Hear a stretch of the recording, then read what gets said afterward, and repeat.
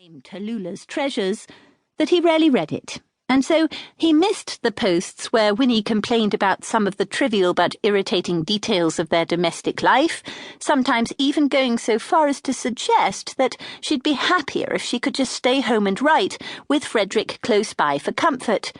And smoke. Yes, Des disapproved of his wife's sneaky cigarette habit, but she felt that nicotine helped her connect her thoughts sometimes. Didn't the writer Winnie most admired in all the world, Polly Penham, confess to treating herself to a cigarette from time to time to help the writing flow, as she polished off yet another funny, clever, adorable romantic comedy? Polly's books featured likeable yet ditzy young women whose antics could make Winnie laugh aloud as she sat and read them late at night in bed, Des grumbling at her side. Maybe Polly's next book would feature an American blogger with a Maine Coon cat.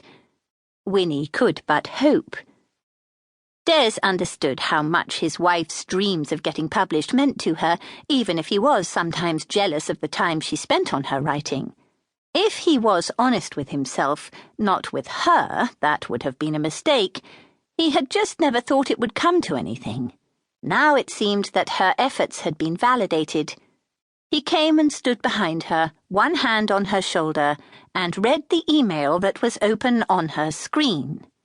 To Winnie@TallulahsTreasures.com from Morgana at morganablakely.co.uk.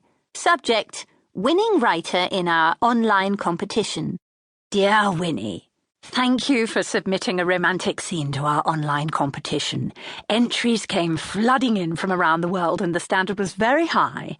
We're delighted to tell you that our judging panel, which included the organising committee of the RWGB conference and the award-winning writer Polly Penham, thought your contribution was outstanding.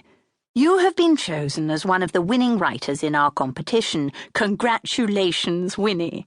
We would like to invite you to come to London to meet my agent, Lex Millington of Millington Bustle, for afternoon tea and a chat about the publishing business at this year's Romance Writers of Great Britain conference, which will be held at the Coram Hotel in Bloomsbury, London.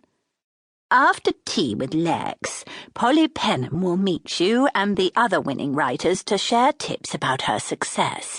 Later, we will get together with members of RWGB and guests from the industry for a gala dinner at the hotel. Your accommodation costs will be met for the night of the dinner. Please let me know if you are able to attend, and once again, congratulations. Morgana. Des noted that the email promised very little other than chats with various people. Even the airfare wasn't included, from what he could see, but for Winnie this was to be the start of everything. She was overcome with happiness. Des bent and hugged his wife. He could feel her trembling as he put his arms around her. Whatever happened, even if this was to be another disappointment shared with readers on the Tallulah's Treasures blog, Des was determined that they would celebrate. He went to look in the kitchen to see if they had any white wine he could chill in the fridge. Maybe they could invite some friends over for barbecue tonight. Winnie pulled the cuff of her sweater down past her right wrist and over the heel of her hand, and wiped her eyes with it. She took a couple of calming, slightly shuddery breaths.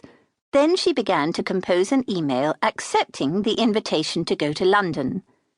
She thought it was the beginning of everything. Des, out in the kitchen, a pack of lamb chops held to his nose to try to detect whether the meat was still fresh enough to serve to guests, was not so sure. He thought he might try to take a few moments later on to downgrade her expectations, even knowing that it might make her angry with him if he tackled the subject with all the tactlessness of a long-married husband who cares too much to lie to his wife. It did make her angry.